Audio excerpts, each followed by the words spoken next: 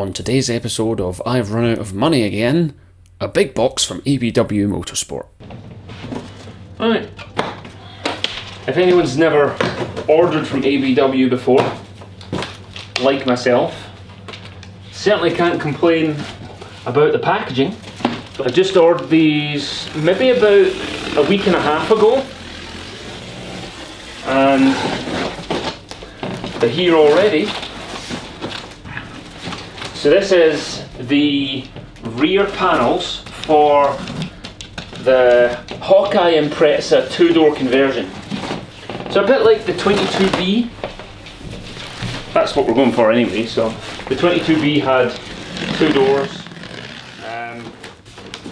quite unusual for a Subaru. And since I've got a pretty horrendously damaged rear quarter on the Subaru anyway, these are the only ones that will cover that high up on the rear quarter panel. So we figured we might as well just go the whole hog and go 2-door conversion.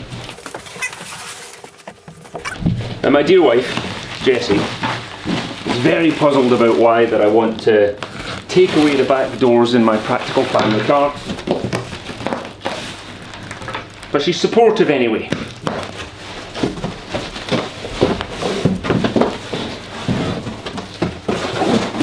In here somewhere. Well, normally sausage don't need the box. Just carefully lift that out.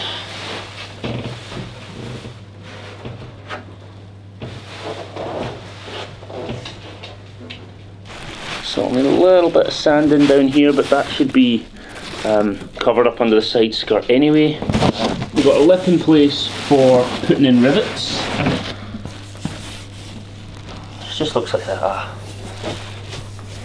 just a top coat, a gel coat, but a very smooth finish anyway. They would need sanded. Couple little marks. Oh yeah, they've been sanded already. Okay, very thin, very light. So you can see the back of it is straight fiberglass, but it's very clean fiberglass. There's obviously made fresh resin, no dirty brushes, that sort of thing. There's a little bit of separation in the layers. Oh, there's a little crack here, but I don't think that's too much of a problem. It should be high enough. In fact, it might be behind the window trim, the window seal.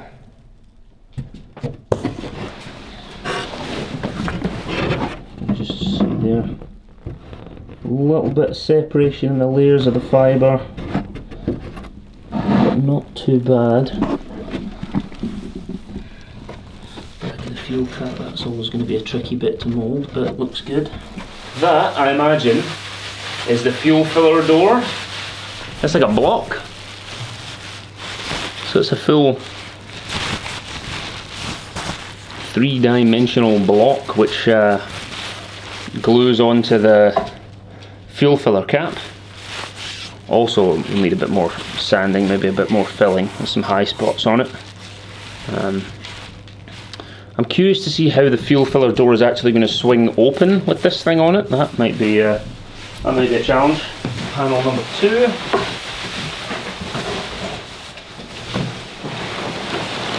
Also very well wrapped. So I think it's safe to say that if anything did happen to this, it would have left the workshop in that way. Don't think any damage will have happened in transit with these panels. Well, this one should be the simpler of the 2 panels because there's no fuel filler cap to worry about. Just look good. There's no cracking on the top of this one. Again, this is good. This is the area that we actually have a concern with because of the impact that the car had on this corner. So these are super light. £600 for the pair of panels, and that includes the little door filler cap. There's going to be a fair amount of work getting these on the car. We've got some kits so that we can fit them with rivets if possible, and if not, we're going to have to go with Sikaflex Bond or something like that. But we will figure that out in a future video. But yeah, I'm impressed. The finish is good. I mean, in fact, if I had a white car, you could probably fling these on straight away and not worry about it. But as this car is black, we may add a layer of carbon fibre over the top of this. We've got some carbon cloth that we're going to use. That's going to be our next decision to make, is how we finish this panel. But yeah, very impressed so far. Outside onto the filthy car. Give it all test fit. So I think once it's glued down, the corners will stick into place. It's got to tuck in at the top underneath that window trim. That's going to have to come off. First impressions, it's pretty wide. Like, I think I probably need 30, maybe 40mm spacers on it. Those are 8.5-inch wide alloys and they're still not wide enough, so we're going to have to go wider. Nice snug fit around the tail light there. That'll make a big difference for the damaged panel. So it looks like back bumper off, tail light out, remove some window trim, and then start gluing, I think. Yeah, so these babies are going to sleep now. Next job is to skin these in carbon fibre before we actually fit them to the car.